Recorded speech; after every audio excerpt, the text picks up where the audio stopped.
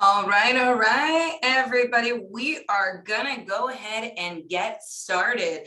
I'm coming at you live today from the Keller Williams Sella recording studio, and I am so beyond excited to be here for the first time live in studio and broadcasting to you all live. So whether you are joining us here today live, whether you are watching the recording, my name is Rivera. I'm team leader of Keller Williams Southeast Los Angeles, a real estate coach and consultant on Real Estate Revolution. And today we're going to be talking about bulletproofing your transaction.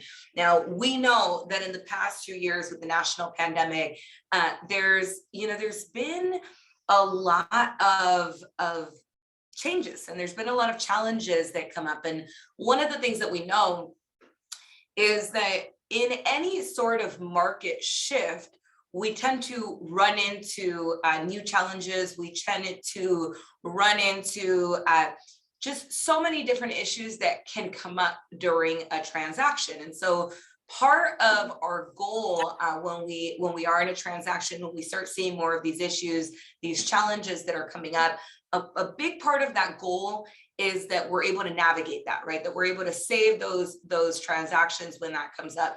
The National Association of Realtors estimates that about 25% of transactions that go into escrow will fall out of escrow.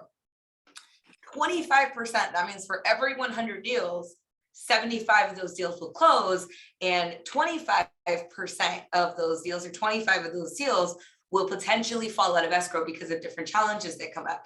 Now, we know that right now, if you are heavy on the listing side, right, if you are a listing agent, the challenges are a little bit different, right? Some of the challenges that we're seeing come up, appraisal issues are going to be a part of that challenge. We tend to see issues that come up. One that we've seen a lot more frequently recently is when a seller says, hey, there's another offer on the table, and now they want to exit the transaction. And it can be a little bit more difficult to have a seller exiting a transaction than it is for the buyer to exit that transaction. Now, on the flip side of that, we have different challenges, different issues that come up as it relates to our buyers, right? And so that's what we're going to talk about today. We're going to be talking about how do we truly, really bulletproof a transaction. So we are actually going to be using one of my favorite books. I've been teaching this for probably about the last 4 years or so. And I think it's so important to talk about the concepts in this book. And I'll note, you guys hear me talk about the Millionaire Real Estate Agent all the time, the MREA, the Red Book. This is a little bit different. This book is called Shift. And Shift is a book that was written during the major market crash in 2007. Gary Keller actually started this book with Dave Jenks and Jay Papasan. And when he wrote this book, it was obviously we were coming out of a major economic recession. We saw, the rise of real estate, the amount of transactions that were occurring that happened, before 2007. And in 2007, September 17th, I believe was the date, don't quote me on that, when the Lehman Brothers went out of business. And that kind of started a lot of the challenges we saw in the housing crash and the market that came after and kind of went into 2007, 2008. During that time, we saw about 10 million homeowners in the United States go into foreclosure, right, and lose their home. We saw a huge short sale market. And so one of the things that Gary, Dave, and Jay decided to do is say, hey, we need to look at what is happening in the market right now. And we need to help agents and coach agents to get to a place where they can tackle these tough times and still maintain production. And one of the things that they've always believed is The market is the market and production is a choice. Now, this market that we're in right now is a little bit different, right? We talk about shifted markets being when there's major change. A couple weeks ago, 2 weeks ago, I was talking about what happened in the stock market, not this Monday, but last Monday, we saw a major dip. All of those things are different economic indicators that we have some type of shift that is taking place in the market. Now, here's the thing. We don't have a crystal ball. We don't know what that thing is going to be that triggers, a change in the market. And not all shifts look the same. We have a shift approximately every 10 years in the market. Now, this kind of market that we've been in the past 2 years, right? We were hit with a national pandemic. No one anticipated that was going to be what happened. And yet that came with its own challenges as related to COVID. And that's what we're going to dig into. That's what we're going to talk a little bit about today. So we're going to be using a lot of this book. I'm going to be talking about some of the concepts here, sharing those with you. If you have the book, right? If you have the book Shift, if you want to follow along, we are in what is called Tactic 12, Bulletproofing the Transaction Issues and Solutions. And that is on page 241. So I want to read you a couple quotes from the book, and then we're going to start digging into a little bit more of those issues. All right. So with that being said, just when everything goes right, something goes wrong. Typical transactions are now atypical. Anything settled can quickly become unsettled. With more unusual than usual, the expected and unexpected frequently turn up together. It just feels like the only thing you can count on is not counting on anything. Nothing works out like it once did. Nothing goes like it used to. Real estate transactions aren't particularly trouble-free in any market, but when a shift happens, few sales are easy and almost all closings are challenging. So I know we've seen part of that, right? We're in a market right now where there can be an appraisal issue or even getting your offer accepted as a challenge. And knowing, as an example, one of our teams just got 39 offers on a property. If you're on the buyer side of that transaction, there is a fear that comes with, hey, is the property that going to appraise? If I back out of the deal, now you have 38 other families that are kind of chomping on the bit to close that particular transaction. If you're on the seller side, you're wondering, hey, I got these 39 offers that came in. If it doesn't appraise, am I going to run into issues around that transaction? If it doesn't appraise, are they going to be able to make up the difference? We've seen a couple of these recently. We had one in Riverside, a $90,000 appraisal difference, right? Another in Whittier, $80,000 appraisal difference. Those are challenges that happen in a transaction. So let's dig into that a little bit more. When everyone believes the market is headed up, buyers are afraid of missing out. So we see that happening right now. When everyone believes the market is headed down, buyers are afraid of sinking with the ship. Both markets are driven by fear of making a mistake, right? All right, so let's dig into a little bit more. What does it actually mean when we look at some of this in the market? So we're going to page 242. It says buyers are simply more open to any opportunity to rethink, renegotiate, or even break their contract. As they listen to the media, fellow coworkers, friends, families, buyers are likely to question their own judgment. They begin to look for any crack in the contract or opening in the process to walk away. Many start to wonder if there is a better buy elsewhere or if there is still a way to make their buy a better deal. And to complicate things further, if there isn't an obvious or natural route to unravel the sale, some might create an exit strategy. So I've had a couple of you in my office saying, hey, I'm having a challenge because my buyer, here we are in the middle of the transaction and they're getting advice at home. And I know that this is in their best interest because they said this was their dream home. And now they're looking for where to walk away. So how do we prep for that? Right? That's really part of what we need to be doing in this type of market, is looking at these different opportunities and looking at how do we best bulletproof the transaction. So if you're following along in the book, I want you to actually go to page 246. Page 246 is going to talk about the 6 ways that we bulletproof a transaction. So anytime we look at, how do we bulletproof something? How do we make sure that we're prepared for anything that might happen?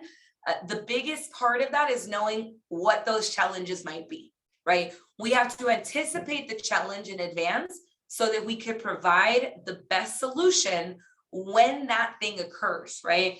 I talk about this a lot in our market update. If we know that there might be an issue with appraisal, might it not behoove us to stack the deck in our favor? We talk about this every single Monday, right? How do we prepare for our appraisal appointment? How do we make sure that the comps are there? If we know that there might be a pricing challenge, might it not be in our client's best interest to set that expectation at the beginning? If we know, this happened a lot with COVID, right?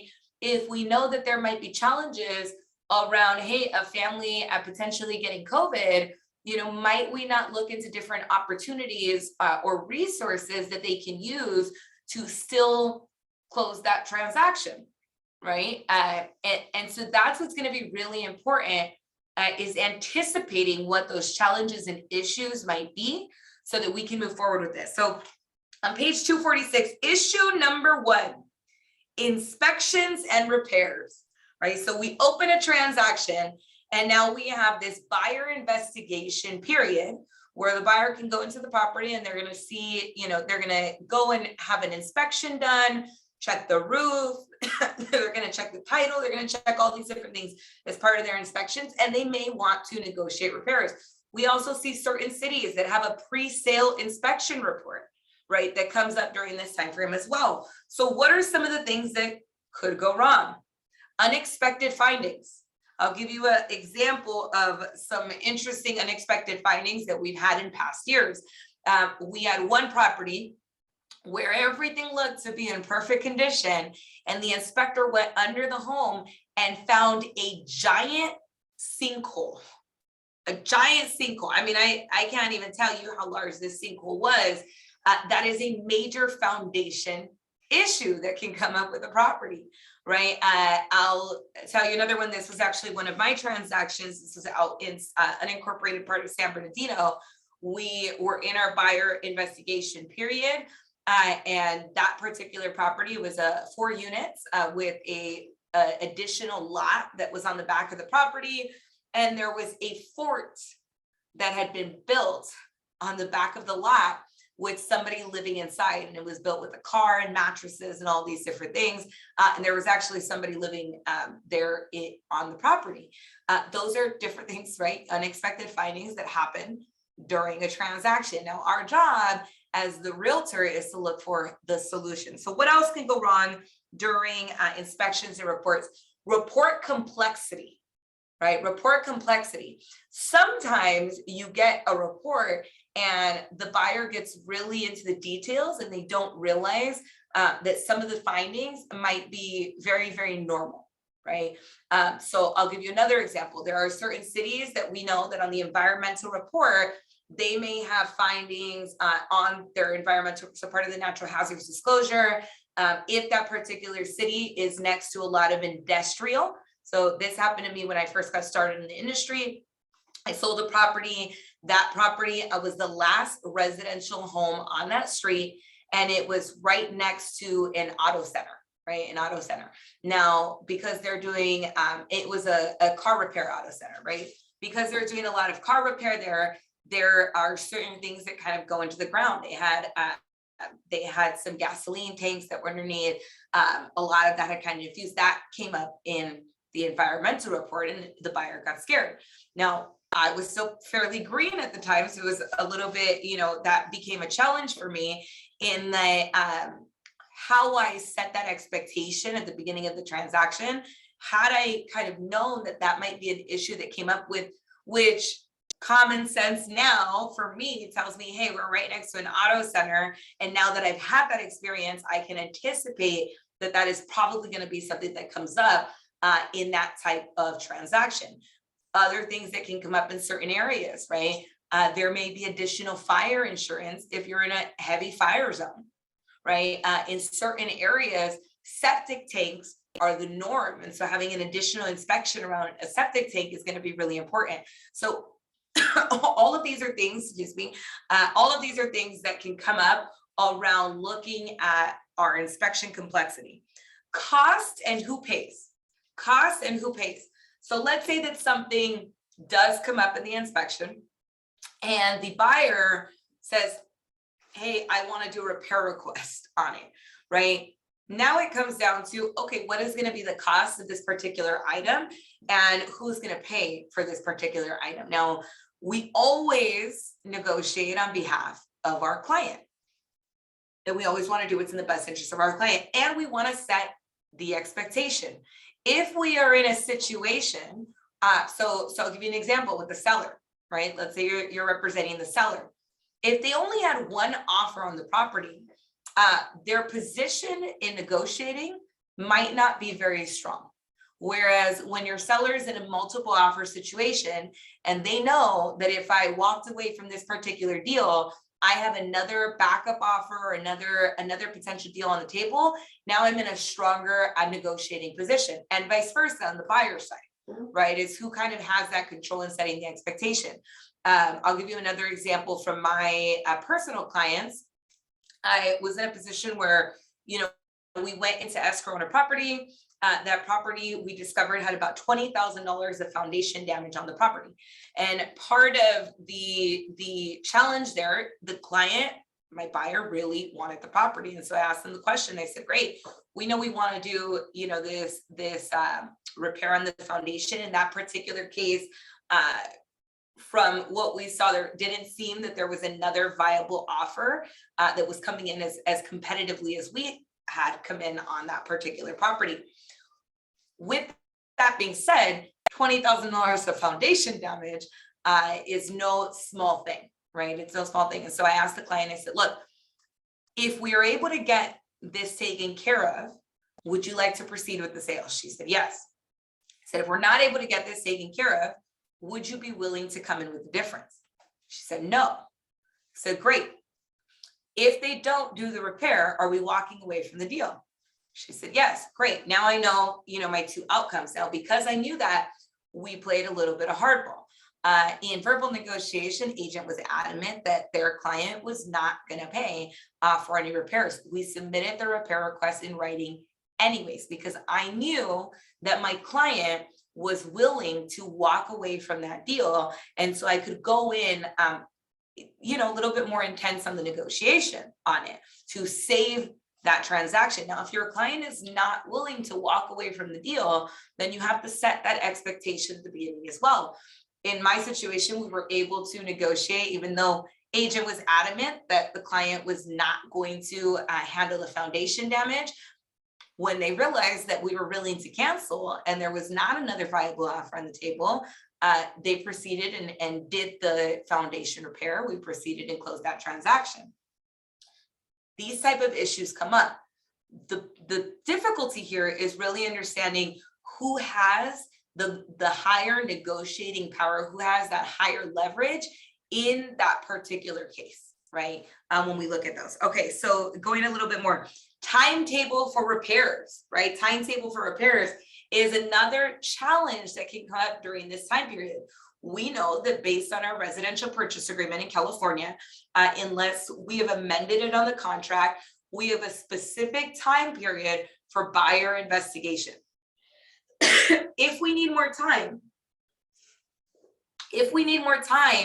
because we are handling those different repairs that come up, we need to have that in writing, right? And agreed upon by both parties.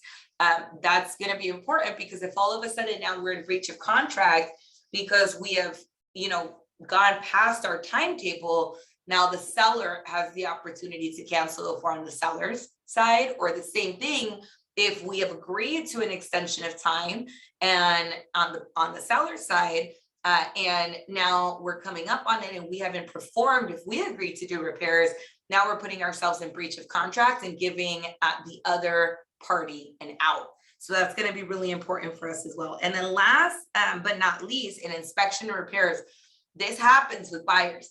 Doubt about worthiness, right? Doubt about worthiness is, now that I see what is in my inspection report, do I believe the value is there on the home?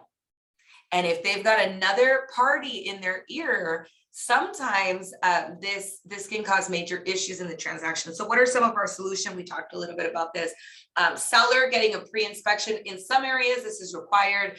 If we are in a heavy buyer's market, which we are not right now, meaning that there were more buyers than more inventory than buyers in the market, then additional pre-inspection reports.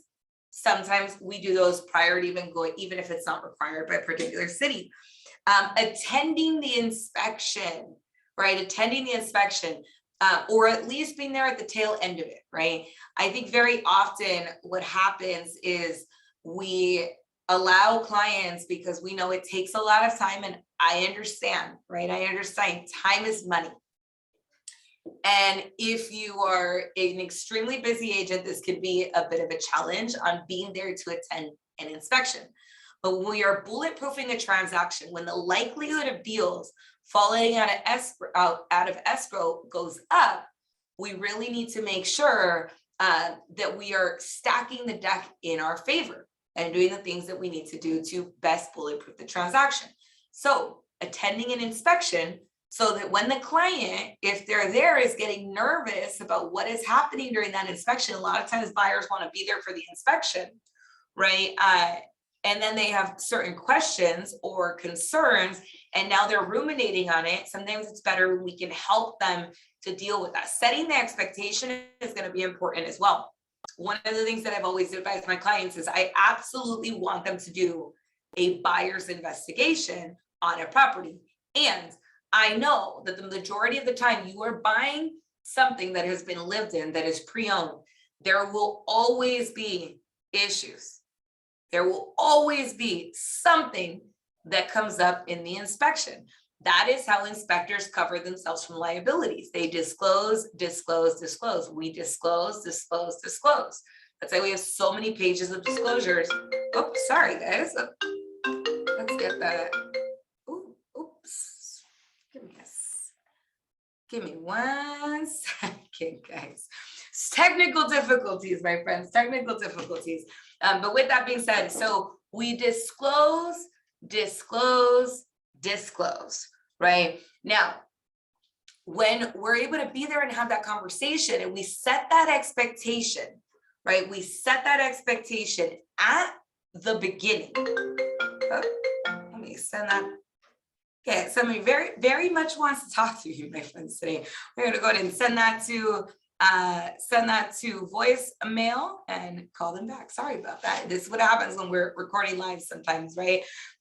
Okay, so when we know that there's gonna be issues that come up and we set that expectation with clients, we also kind of prepare them for the nervousness that sets in when they're looking for the inspection. Now, one of the things that I've always advised my clients, I say, look, we're always going to see something come up with an inspection. You're buying something that's pre-owned, that's been lived in. With that being said, we're looking for 4 major things. We want to make sure there's no foundation issues, that there's no roofing issues, that there's no electrical issues, that there's no plumbing issues, right? If it is in a particular area, where those tend to be higher expense items, right? If there was major plumbing damage, that's a high expense item. If there's foundation damage, like a sinkhole under the property, that is a major item, right? If there's major damage to the roof, that can be a very expensive fix as well. Now, in certain areas, you're going to have other issues that come up. And so those are things that you want to monitor as well. But generally, those are the big 4 that we look at. And so when we're able to set that expectation and manage that with the clients, that helps us to bulletproof the transaction, right?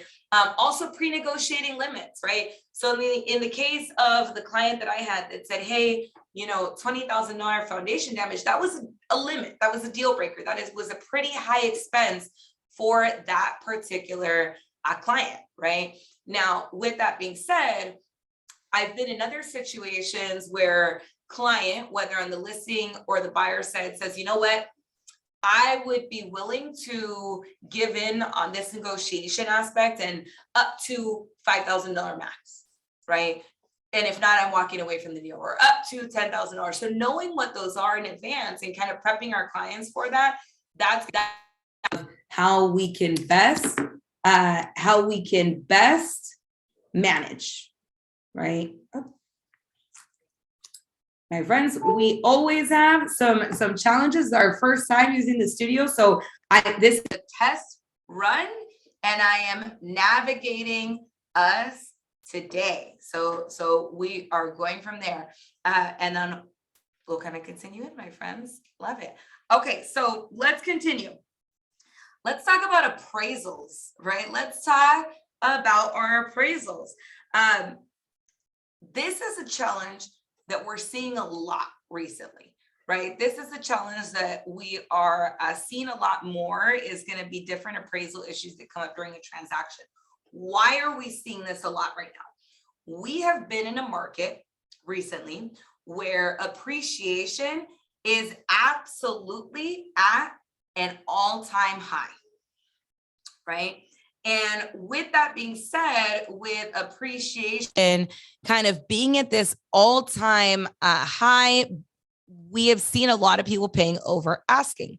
So you have a very competitive market where the clients, right, where the clients are saying, well, I'm willing to come in $10,000 above asking or $20,000 above asking or 50 or 90 or $100,000 above asking. We have absolutely seen that in this market.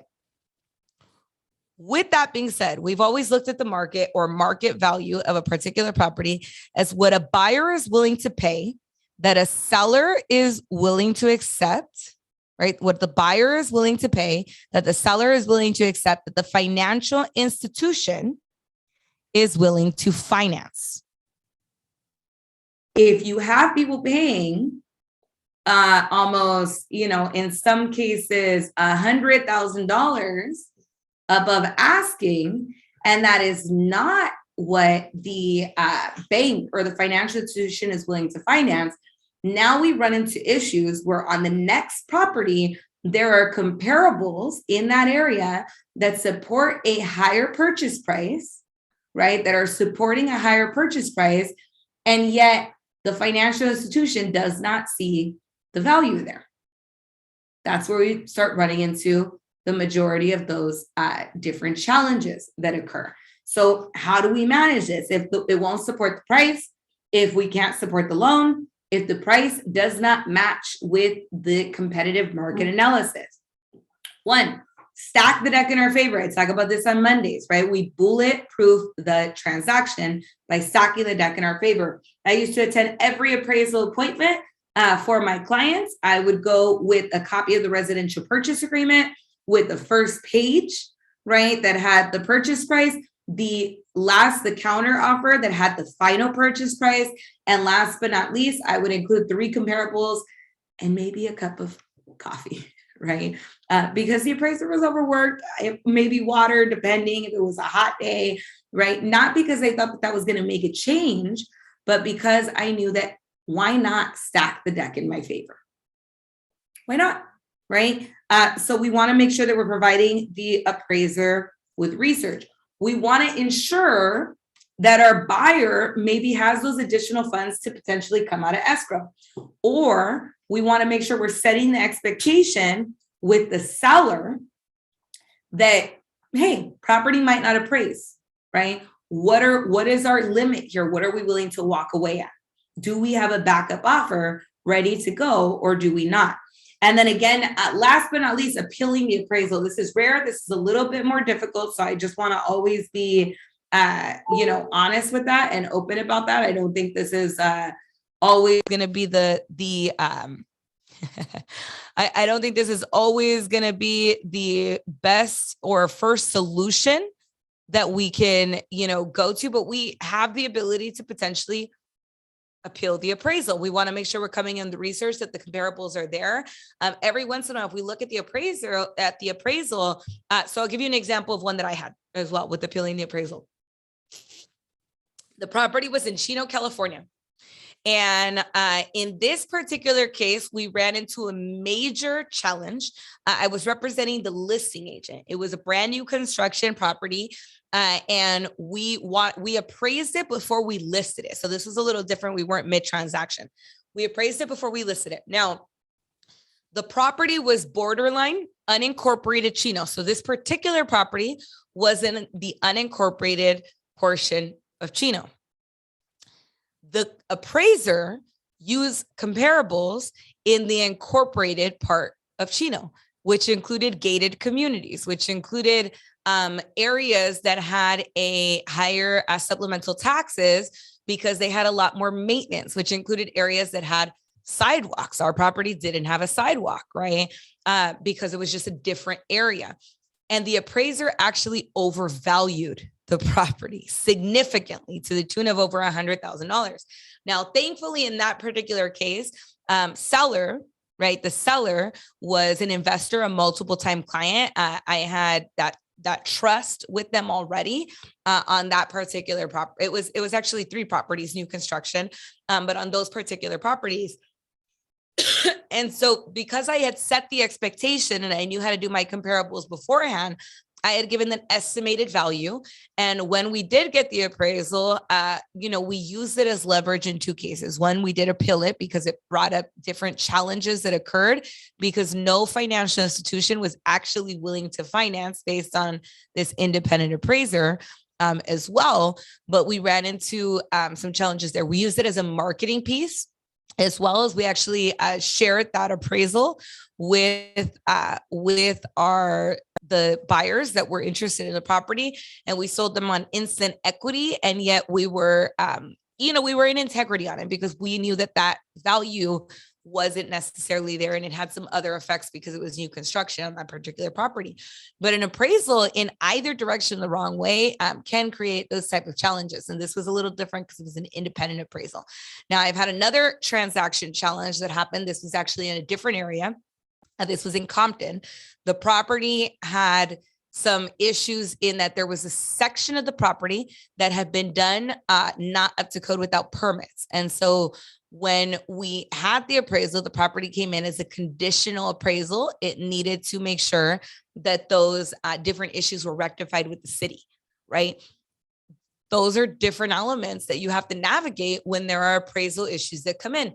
We were also able to save that transaction and move forward with it. So I just want to use those as some of the samples that I've seen, just with some of my personal clients. I've seen plenty with some of our agents as well, appraisals that are coming in a little much too low and lower than anticipated, or, the wrong comparables were used, or the appraiser, didn't necessarily have the same familiarity with the property and the upgrades that we might have. That's why the more we can stack the deck in our favor, the better. Issue number 3, loan approval and funding. We saw this a lot in the last 2 years, right? We've seen this a lot in the last 2 years for a couple different reasons. Timelines, right? Timelines. Unfortunately, there had been a shortage of appraisers. And so appraisals were getting delayed. Now we're running into issues with our timelines. So application delays, document problems, buyer credit issues. Never, ever, always advise your client, right? If you've ever had a client that goes and decides to lease a car in the middle of a transaction, and all of a sudden the transaction is falling apart, right? Clients that go and put a washer or dryer machine on credit because they're getting ready to move into their new home and they jump the gun and all of a sudden it's impacted their credit score. Those are all different things that can happen and completely derail funding on a transaction. Lender failure to approve. Sometimes the client, can't get approved, or something comes up during underwriting, or failure to fund, or things that happen with buyer, like I said, the buyer credit changes. So how do we navigate that? One of the things that I was taught to do very early on, and I always recommend, it's great to get that we get a pre-qualification letter. We want a pre-approval letter, preferably desk underwritten. What does that mean? It means that the lender is already sending that client through the underwriting process prior to selection of a home. That is a much stronger pre-approval than just a pre-approval letter, stronger than a pre-qual letter, right? So we want to be able to navigate that piece as well.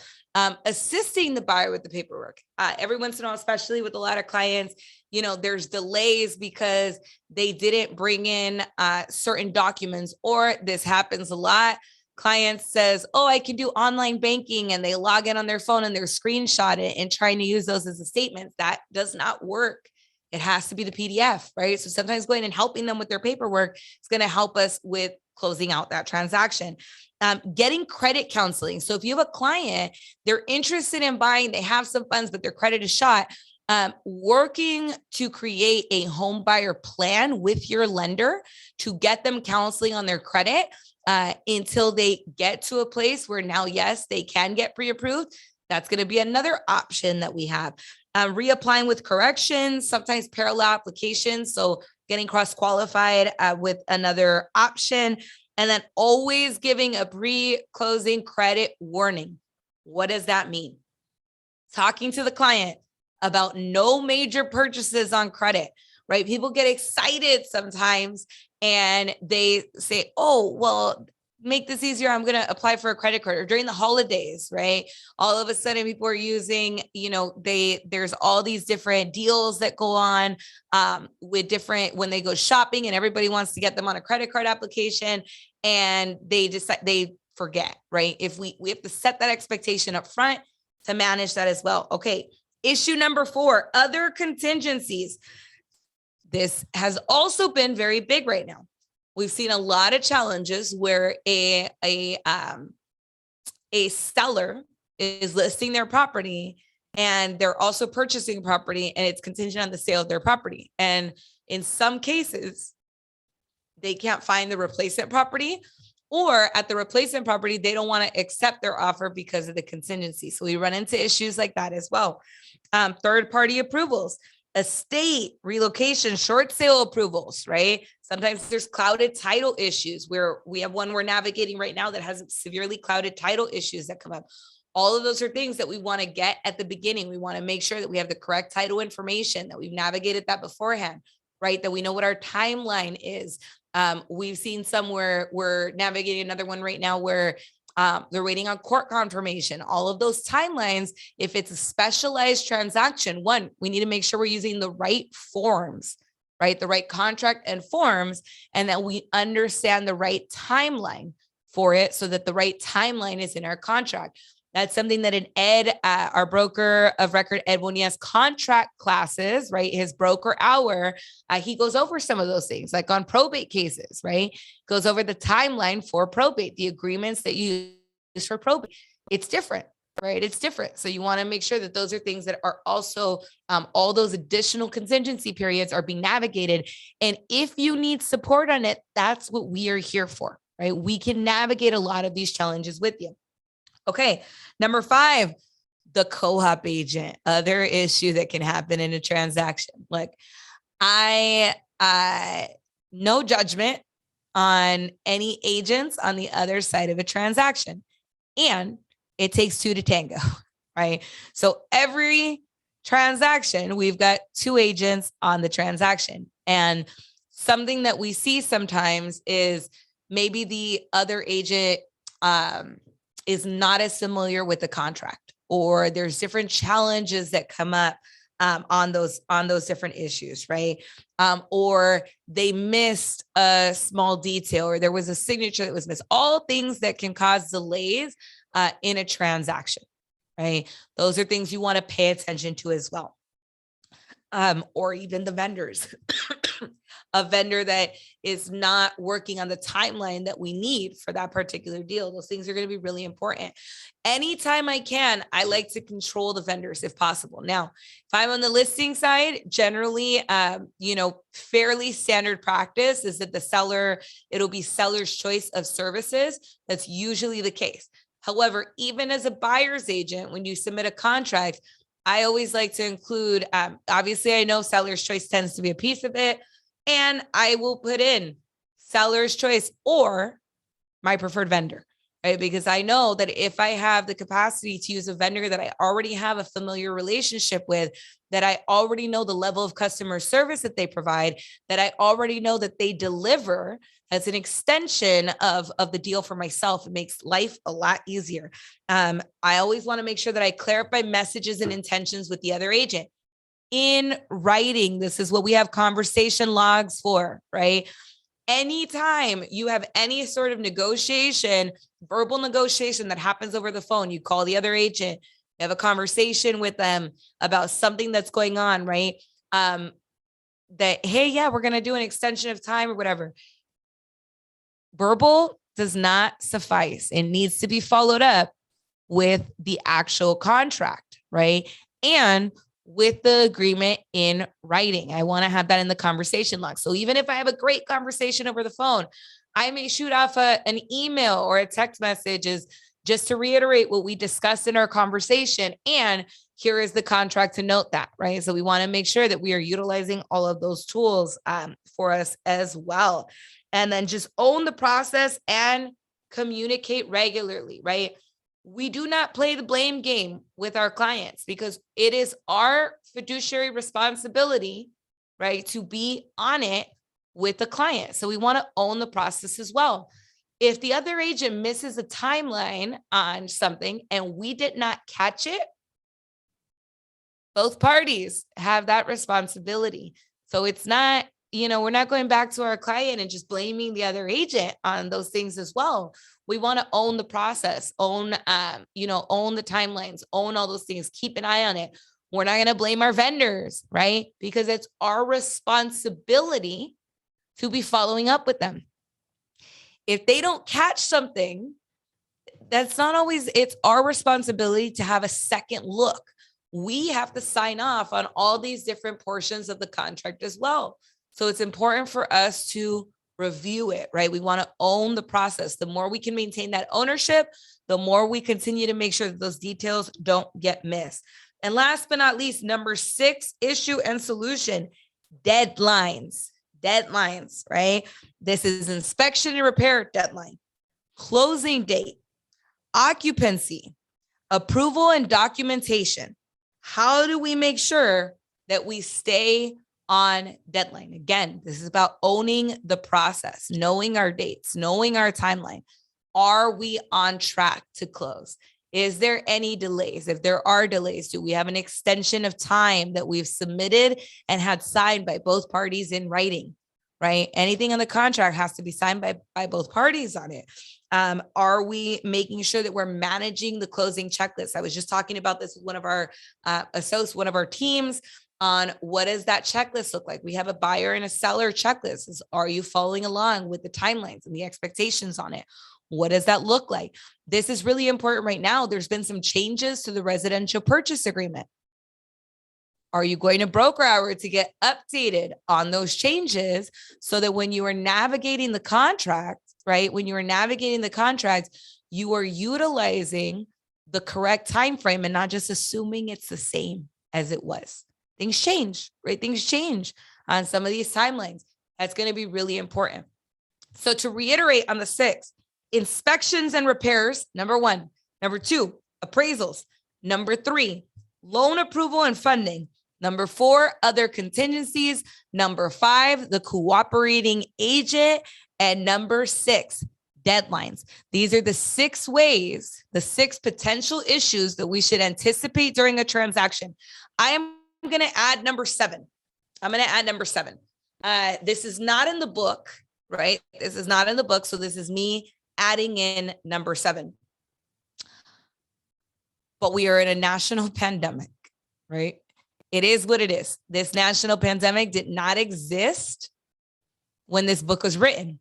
And so I think it's important for us to also acknowledge that, because we are running into a lot more challenges and issues that come up with what happens when we are facing constraints that have to do and are stemming from this pandemic. What are some of those constraints and challenges that we're seeing?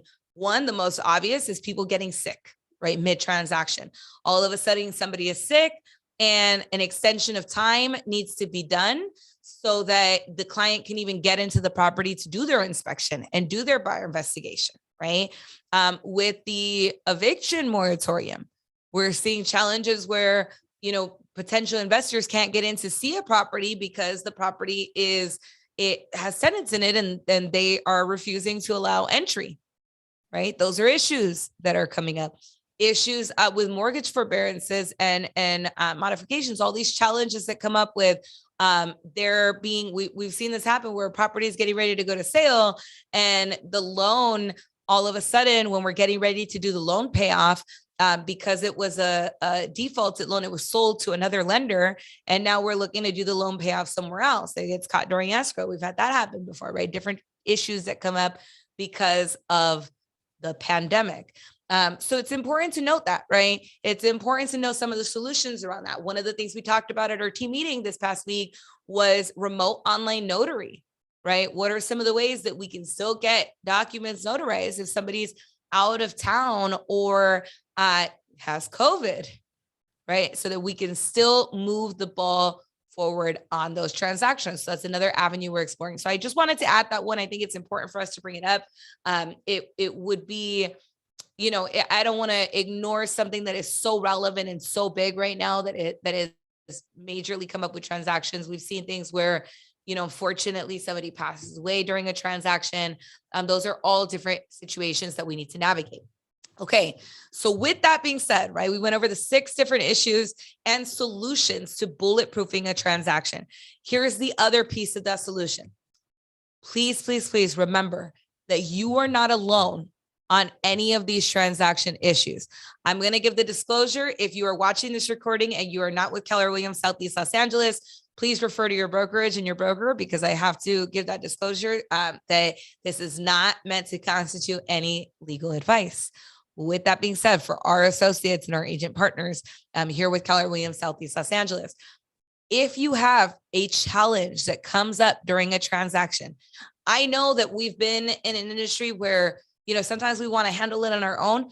Give us a call. Myself, Ed, right? Brandy, if you're working in the coaching program, we are here at your disposal. There's a reason that I give you all my cell phone number, right? And have it posted, is I know that issues come up on evenings and weekends. And sometimes it's not the most convenient timing, but it's time sensitive. We understand. That is part of what we're here for. We know the number of calls that we've gotten has increased tremendously within the last 2 years because there are new challenges that we have to seek solutions for. But with that being said, we have also had the ability to help agents save so many transactions that might have fallen apart otherwise. That is why you have a team here at your disposal. If it needs to be escalated to legal, we have our legal group as well that we work with. All of those things are things that we can navigate with you.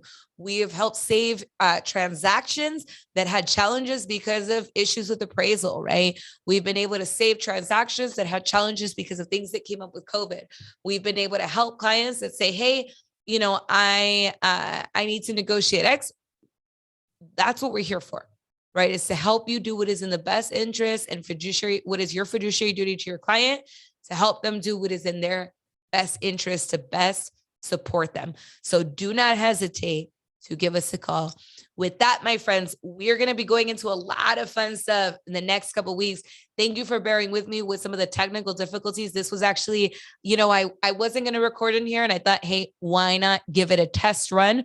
We're still finalizing some of the equipment. So keep an eye out because we're going to do a lot of training on how to utilize the studio space, how to do some fun stuff in here.